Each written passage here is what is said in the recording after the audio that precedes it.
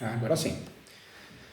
Agora sim, som funcionando, imagem também, hein? Que legal. O professor falou, professor, pensei aqui, tá saindo imagem, não tá saindo som? Agora foi.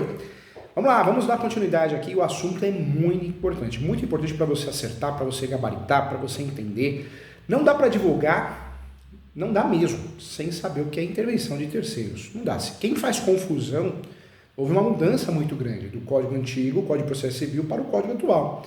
O advogado que atua no direito consumidor, direito imobiliário, direito de família, direito de sucessões, no direito processual civil, no direito civil, se ele faz essa confusão, ele vai prejudicar o cliente. Não só no direito civil, mas em outros ramos também, né, gente? Você pode atuar no direito previdenciário, você pode atuar no direito trabalhista, no criminal. Você tem que ter noção, você tem que saber. Muitas vezes você não atua só lá, você tem que atuar em outros ramos conexos por algum motivo. E para quem quer passar em concurso público, carreiras públicas, carreiras jurídicas, OAB tem que saber. É um assunto que sempre cai. Então esse assunto você tem que saber de verdade, não é decoreba, entender mesmo. E é muito simples, muito gostoso. Vamos estudar juntos então aqui intervenção de terceiros. Tá? Então anota aí que é muito importante esse assunto. Quero que você saiba tudo sobre intervenção de terceiros, tá bom? Vamos juntos aqui, vamos lá, vamos estudar. Quando eu falo intervenção de terceiros, o que eu quero trazer para você? O Código de Processo Civil, o atual, 2015, ele prevê, isso é importante, tá? Ele prevê as seguintes modalidades de intervenção de terceiro. Então, atualmente nós temos o quê? Quais são os produtos de intervenção de terceiro que nós temos? Nós temos a assistência, denunciação da lide, chamamento ao processo, incidente de desconsideração da personalidade jurídica e temos o famoso e novato, o filho mais novo, amicus curiae. Amicus curiae, tá? Então, olha só, tem novidade aí, tem muitas mudanças, hein? Vamos começar pelas mudanças aqui. Então, presta atenção, larga tudo que você está fazendo e presta atenção no professor Júlio. A oposição, gente, que era considerada modalidade de intervenção de terceiros no Código 73, passa a ser considerada no Código de Processo Civil atual, 2015, uma ação de procedimento especial, ok? Então, a oposição não é mais considerada intervenção de terceiros. Hoje é uma ação de procedimento especial, combinado? Não existe também, uma outra dica que eu quero dar para você, não existe mais a previsão de nomeação à autoria. Lembra que lá no antigo código tinha nomeação à autoria? Não tem mais. Não tem mais. Então presta atenção nisso. Não existe mais a previsão de nomeação à autoria no Código de Processo Civil atual, 2015, como modalidade de intervenção de terceiro, tem sido substituída, sim, pelo incidente previsto nos artigos 338 e 339, tá bom? Vamos lá. A primeira modalidade de intervenção de terceiro, então, é assistência. Considera-se, eu falo isso nos meus livros, considera-se assistência à intervenção de terceiros juridicamente interessado. O terceiro juridicamente interessado em que a sentença seja favorável a uma das partes. Essa é a regra do jogo. Sendo atribuída, sendo admitida em qualquer procedimento, em todos os graus de jurisdição, recebendo o assistente o processo no estado em que se encontra. Então, em qualquer grau de jurisdição, em qualquer procedimento, cabe assistência, ok? Ponto e outra dica importante, fundamental, hein? É requisito essencial para assistência que o assistente tenha interesse jurídico na causa. Então, qual que é o grande requisito, professor Júlio, da assistência, da intervenção de terceiro, a primeira que nós estamos estudando de 5? O primeiro requisito, para que eu possa ser assistente, para que eu possa prestar assistência no processo, o requisito essencial para assistência é que o assistente tenha interesse jurídico na causa, ok? Não tem mais o que falar, isso já mata a questão. Vamos lá.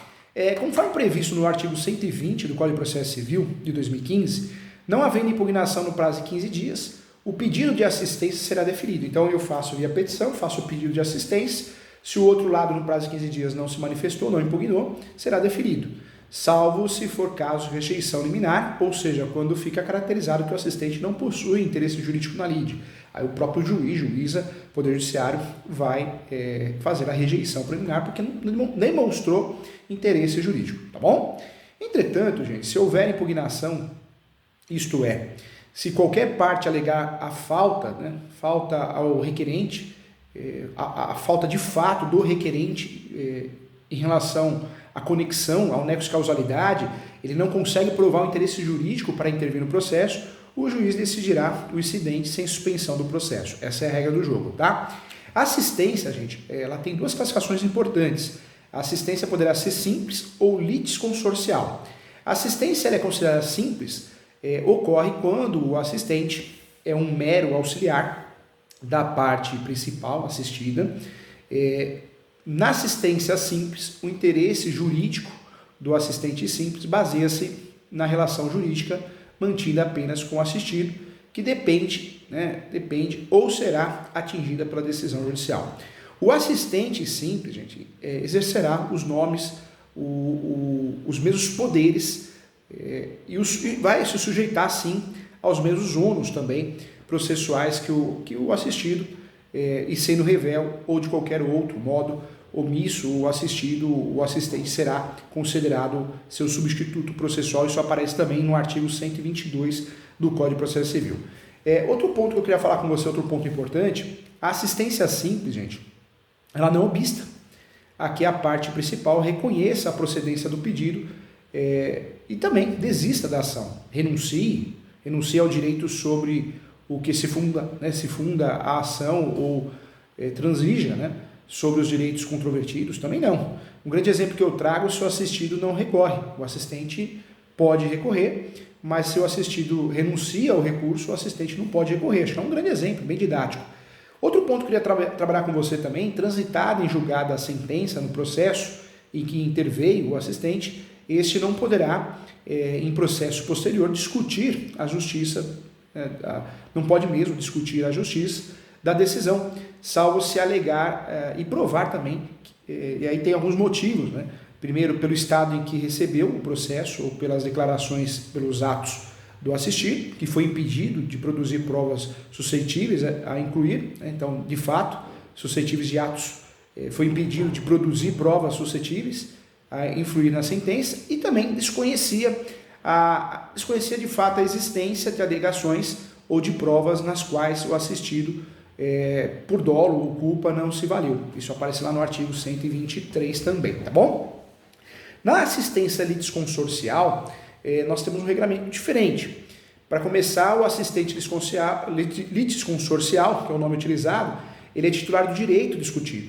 Por isso é considerado litisconsorte do assistido, Então, acho que é a grande diferença.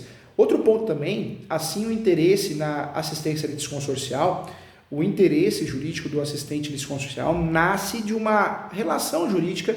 Essa relação jurídica ele mantém com o adversário do assistido, que é exatamente a relação material discutida no processo. Também é um ponto importante. Aí eu trago como exemplo de assistência litisconsorcial a ação de investigação de paternidade, que é movida pelo MP em face do suposto pai, em que o Ministério Público recebe assistência litisconsorcial do suposto filho. Então, acho que é um exemplo bem bacana, tá? Então, tranquila essa parte de assistência. Então, nós temos duas, assistência simples e assistência litisconsorcial. A simples ocorre em virtude de um mero auxiliar da parte assistida. Pronto. Já na assistência litisconsorcial, nós temos uma situação onde eu tenho muito interesse na causa. O assistente litisconsorcial ele é titular do direito discutido e é considerado litisconsórcio do assistido. Então, a grande diferença está aí. A segunda intervenção do terceiro que nos interessa muito é a denunciação da lide. A denunciação da lide permite às partes trazerem ao processo o terceiro, que em razão da lei ou do contrato é obrigado a indenizar os prejuízos do demandante, conforme aparece no artigo 125 do Código de Processo Civil. É admissível a denunciação da lide, nome denunciação da lide, promovida por qualquer das partes, tá? E aí eu trago para você ao alienante imediato no processo relativo à coisa cujo domínio foi transferido ao denunciante, a fim de que possa exercer os direitos que da evicção lhe resultam. O exemplo A, vou dar um exemplo, A compra um apartamento de B. E aí C, vamos chamar de C, move a ação em face de A, reivindicando o bem. Nessa hipótese, gente, A pode denunciar a lide ao B, chamando ele, denunciando ele. Vamos falar chamando, senão você confunde com outra intervenção de terceira. Denunciando ele, o B, para no mesmo processo exigir a indenização resultante da evicção. Evicção, eu compro um imóvel, mas existe um defeito. Que defeito? Jurídico. Existem ações em andamento, tá? Então, importante. Aquele que estiver obrigado por lei ou por contrato a indenizar em ação regressiva o prejuízo de quem for vencido no processo, como o caso de seguradora. Acho que um grande exemplo de denunciação da lide é a seguradora, né? A seguradora, todo mundo tem seguro, hoje tem seguro para tudo, né, gente? De pessoas, tem seguro de responsabilidade civil para advogados, médicos, contadores, todos os profissionais autônomos, seguro de bens móveis, imóveis. Então, a seguradora acho que é um grande exemplo, né? Então, podemos usar assim. O novo Código de Processo Civil, gente, promoveu profundas alterações no Instituto da Denunciação da lide. E eu traria para você aqui as mais importantes, de fato. Acho que a primeira alteração profunda na denunciação da lide, o Código de Processo Civil atual, ele deixou claro que a denunciação da lide, em nenhuma hipótese, é obrigatória, tá? De modo que aquele que denuncia, usa, né, a denúncia da lide, não pede o direito de regresso em ação autônoma. Também trago para você, prevê expressamente no parágrafo 2º do artigo 125, a possibilidade de haver uma única denunciação da lide sucessiva. Também acho que é outro ponto também que nos interessa, uma outra alteração, eu diria que uma alteração do novo CPC importante. Outra alteração do CPC, outra organização do CPC importante, na denunciação da lide, esclarece que a denunciação ela é feita pelo réu. Quando é feita pelo réu, deve ser invocada em contestação e feita pelo autor na inicial. Então fica bem claro isso. O Código esclareceu que a denunciação da lide, quando feita pelo réu, deve ser invocada na contestação e pelo autor na inicial, na exordial. Então também ficou bem claro isso, que no passado não era. Outro ponto que eu gostei muito também, que o Código deixou claro, se o denunciante for revel, o denunciante, ou melhor, se o denunciado for revel, então é isso que o Código esclareceu para nós. Se o denunciado for revel, o denunciante, se quiser, poderá concentrar sim apenas na denunciação da lide, ou seja, o denunciante pode deixar de prosseguir com a defesa eventualmente oferecida e abster-se de recorrer restringindo a sua atuação à ação regressiva. E isso aparece aonde? No artigo 128, inciso 2º do Código de Processo Civil atual. Tá bom? Então isso também é importante. Conforme previsto no 129 do Código de Processo Civil, se o denunciante for vencido na ação principal, o juiz passará ao julgamento da denunciação da lide. Por outro lado, se o denunciante for vencedor, a ação de denunciação não terá o seu pedido examinado, sem prejuízo da condenação do denunciante ao pagamento das verbas de sucumbência a favor do denunciado. Então, um ponto importante. Vamos lá, vamos juntos aqui agora para uma próxima intervenção de terceiro, um próximo conceito. Nós falamos então do primeiro, que é assistência, o segundo, denunciação da lide, vamos para o terceiro, tá? Então anote aí o terceiro, chamamento ao processo, continua existindo no Código de Processo Civil atual. Vamos lá, importante para nós, para concurso público, para carreiras jurídicas, para advocacia, para OAB, é muito importante esse assunto, é sempre cobrado nas provas e na advocacia prática, quem não sabe faz confusão, vai atrapalhar a vida do seu cliente. Então, muita atenção em relação a isso. Vamos juntos aqui, ó. O chamamento ao processo, eu falo isso no meu livro, é a modalidade de intervenção de terceiro que permite ao réu trazer os demais coobrigados ao polo passivo do processo.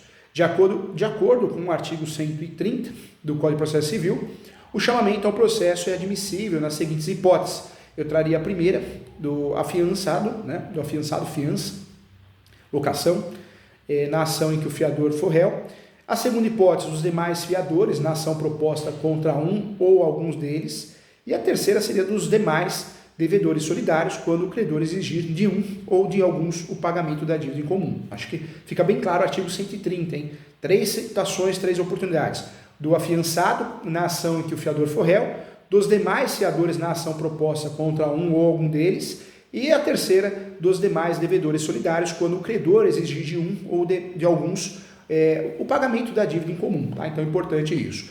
Quero trazer para você também que a citação daqueles que devem figurar em litisconsórcio passivo será requerida pelo réu na contestação e deve ser promovida no prazo de 30 dias, sob pena de ficar sem o efeito o chamamento, ok?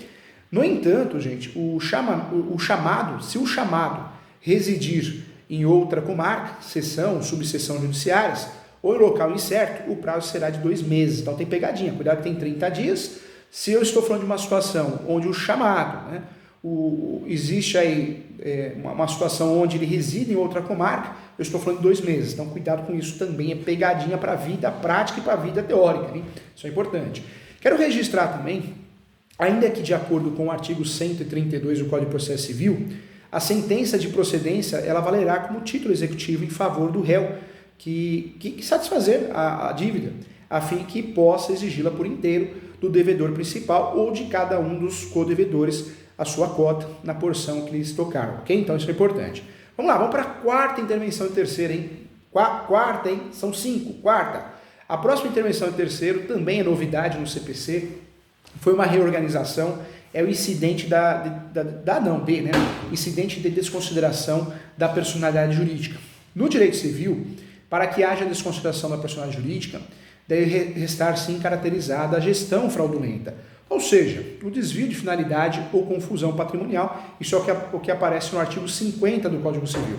Enquanto no direito do consumidor, a desconsideração da personalidade jurídica é mais simples, podendo sim, inclusive, ocorrer quando a personalidade jurídica for, de alguma forma, obstáculo ao ressarcimento de prejuízo aos consumidores, isso aparece no artigo 28, tá? O Código de Defesa do Consumidor, então, tem aí um conceito um pouquinho diferente, mais simples. Já o Código de Processo Civil, 2015, ele disciplinou o procedimento a ser adotado no caso de desconsideração da personalidade jurídica. Ocorre tratando-se como uma modalidade de intervenção em terceiro, já que com a desconsideração, o sócio, que até então era considerado terceiro no processo, passará a integrar a lide. Lembrando que nós temos o fenômeno da intervenção de terceiros, né? Da intervenção de terceiros inversa. Então, não é só a empresa, eu passo para os sócios. Dos sócios eu passo para a empresa, tá? Então, também é importante estudar esse fenômeno. Conforme previsto no artigo 133 do Código de Processo Civil, o incidente de desconsideração da personalidade jurídica será instaurado a pedido da parte ou do Ministério Público quando lhe couber intervindo no processo, sendo, portanto, vedada a desconsideração ex officio, tá? Então, muita atenção em relação a isso também. Mais um ponto aqui. O incidente, gente, cabível em todas as fases do processo, ele é uma proteção, ele cabe em todas as fases do processo. Nós podemos pedir, usufruir dessa intervenção em terceiro, pedir esse incidente, tanto no procedimento especial, procedimento comum, na execução e no cumprimento de sentença. Então, nós podemos, inclusive na execução, podemos usar na execução fundada em título executivo extrajudicial e também, entretanto, no judicial. Eu quero trazer para você que não haverá necessidade de instalação do incidente se a desconsideração for requerida na inicial, pois nesse caso o processo já nasce com as pessoas, né, fundadas no artigo 134 do Código de Processo Civil. Então fica bem claro isso. Em relação ainda à instauração do incidente, suspenderá o processo, um dos efeitos, e os sócios, né, ou o sócio ou a pessoa jurídica será citada para se manifestar e requerer as provas cabíveis no prazo de 15 dias. Em 15 dias é o prazo. Concluída a instrução, se necessária, o incidente será resolvido por decisão interlocutória, conforme aparece no artigo 135 e 136 do Código de Processo Civil. Agora atenção, muita atenção, porque nós vamos falar sobre a última intervenção de terceiros, a última possibilidade e a nova possibilidade no Código de Processo Civil. Amicus curiae. Vamos lá, atenção. Ponto importante, hein? Isso cai em diversas provas e na vida prática é importante saber também.